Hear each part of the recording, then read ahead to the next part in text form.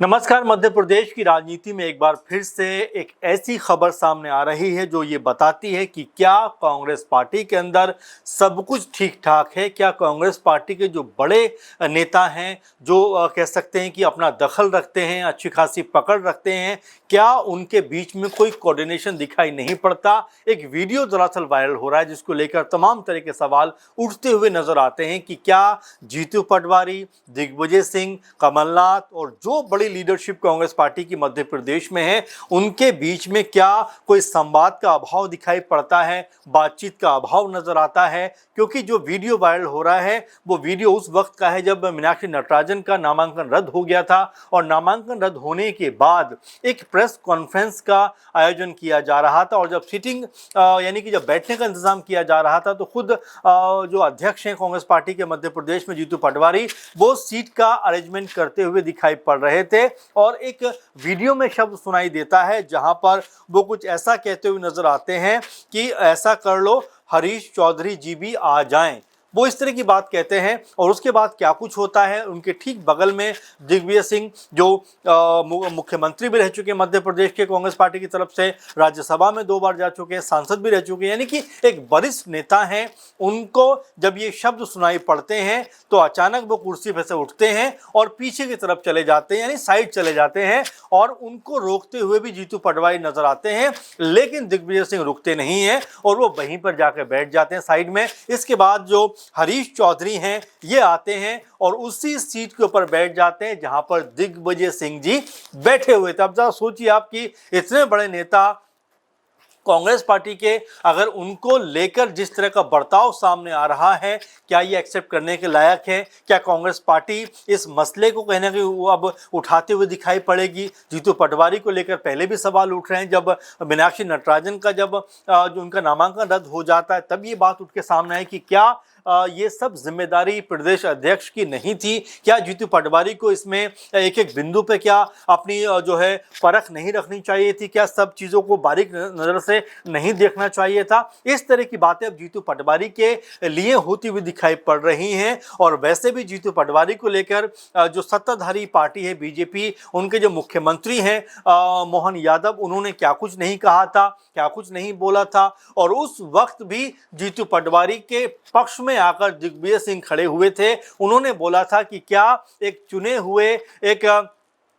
Party के प्रदेश अध्यक्ष के खिलाफ इस तरह की भाषा का प्रयोग करना क्या जरूरी है? क्या इस तरह की भाषा का प्रयोग होना चाहिए? यानी कि उन्होंने एक तरीके से मोहन यादव की जो भाषा थी उसको कटघरे में खड़ा किया था और बीजेपी से ये पूछा था कि क्या इस तरह की भाषा बोली जानी चाहिए। लेकिन अब यहाँ पर जो वीडियो वायरल हो रहा है उसमें ऐसा लगता है कि दिग्विजय सिंह को इनडायरेक्ट वे में हटाने की बात कही जा रही थी जीतू पटवारी के द्वारा, और जैसे उनके कानों में ये बात पड़ती है वो अपने आप उठते हैं और उठकर चल देते हैं और पास में पड़ी हुई यानी साइड में पड़ी हुई सीट पर जाकर बैठ जाते हैं। और उनको रोकने का प्रयास यहां पर जीतू पटवारी करते हुए दिखाई पड़े, लेकिन दिग्विजय सिंह नहीं सुनते हैं और जाकर उस सीट पर बैठ जाते हैं। उसके बाद जो कुछ होता है वो अपने आप में कई तरह के सवाल खड़े करता है, क्योंकि उसी सीट के ऊपर जहां पर दिग्विजय सिंह बैठे हुए थे, हरीश चौधरी आते हैं और वहीं पर आकर बैठ जाते हैं। और इसको लेकर अब तमाम तरह के सवाल उठते हुए दिखाई पड़ते हैं कि क्या कांग्रेस पार्टी में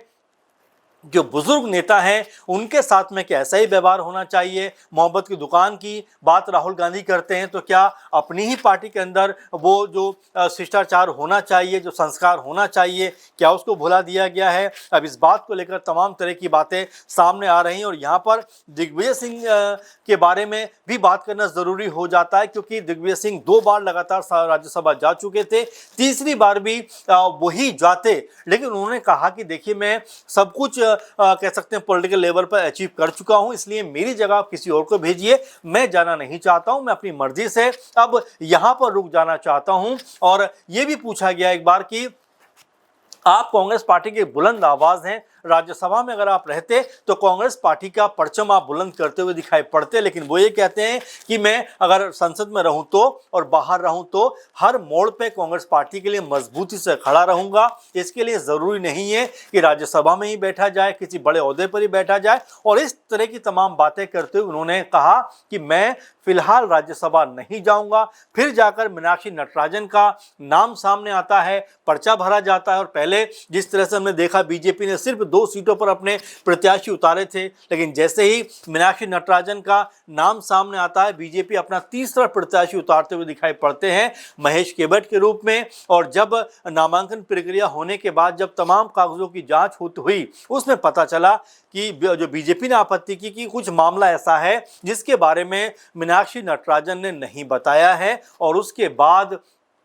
इस आपत्ति के बाद मीनाक्षी नटराजन का जो पर्चा था वो खारिज कर दिया जाता है, यानी कि नामांकन रद्द हो जाता है। अब उसके बाद तमाम तरह की बातें होती हुई दिखाई पड़ी। ये भी कहा गया, जो हेमंत खंडेलवाल बीजेपी के अध्यक्ष हैं मध्य प्रदेश से, कि इसमें कांग्रेस पार्टी का ही कोई नेता मिला हुआ है, कांग्रेस पार्टी का ही कोई वरिष्ठ नेता इसमें शामिल है जिसने इस बात को लीक किया है कि मीनाक्षी नटराजन के खिलाफ ये मामला भी है। और इसी बात के मद्देनजर जो मोहन यादव मुख्यमंत्री हैं मध्य प्रदेश के, वो भी यही कहते हुए नजर आते हैं कि ये कांग्रेस के अंदर खाने से निकली हुई खबर है, जिसकी वजह से मीनाक्षी नटराजन का जो पर्चा है, जो नामांकन है, वो यहाँ पर खारिज होता हुआ दिखाई पड़ा। तो कुल मिला जुलाकर जो स्थिति बनी वो ये बनी कि इस पूरे प्रोसेस के पीछे यहाँ तक कहा गया, हालांकि ये सब अटकलबाजियां हैं और तमाम तरह से बीजेपी की तरफ से खबर को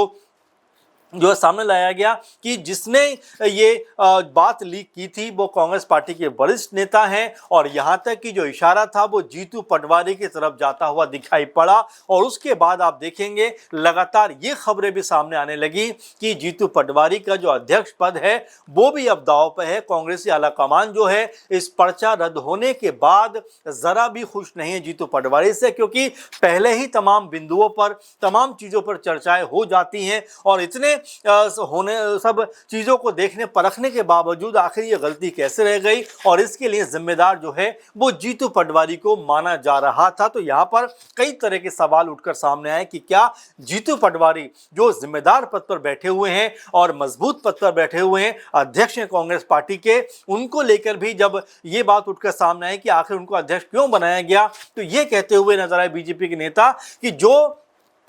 खुद अपनी सीट नहीं जिता पाया, जो खुद अपनी सीट नहीं जीत पाए, तो आखिर उन्हें अध्यक्ष कैसे बनाया गया, समझ से परे की बात है। तो तमाम तरह की बातें जीतू पटवारी को लेकर उस वक्त भी होती हुई दिखाई पड़ी। लेकिन अब जो ये वीडियो सामने आया है, इस वीडियो ने कहीं ना कहीं ये बता दिया है कि क्या अंदर खाने में कांग्रेस पार्टी के कोई बड़ी जो है आपस में मनमुटाव चलता हुआ दिखाई पड़ता है। आपको बता दें कि इस पूरा जो घटना का वीडियो वायरल हुआ है उससे जुड़े हुए कुछ और तथ्य भी सामने आ रहे हैं, जिसमें ये कहा जा रहा है कि इससे पहले भी एक वीडियो में दिग्विजय सिंह और हरीश चौधरी जो हैं वो बातचीत करते हुए नजर आए थे। तो ऐसे में बड़ा सवाल ये बन जाता है कि क्या दिग्विजय सिंह का जो ये अपमान हुआ है उसको लेकर कांग्रेस पार्टी कोई जो है एक तरीके से कोई कांग्रेस पार्टी की तरफ से कोई बड़ा बयान सामने आएगा, कांग्रेस पार्टी के इस मुद्दे के ऊपर अपना कोई पक्ष रखती हुई दिखाई पड़ेगी, और क्या जीतू पटवारी यहाँ पर अपनी कुर्सी गंवाते हुए दिखाई पड़ेंगे। तो ये वीडियो सामने आया है, इसने कई तरह की चर्चाओं को जन्म दे दिया है और साथ में जीतू पटवारी की कुर्सी पे भी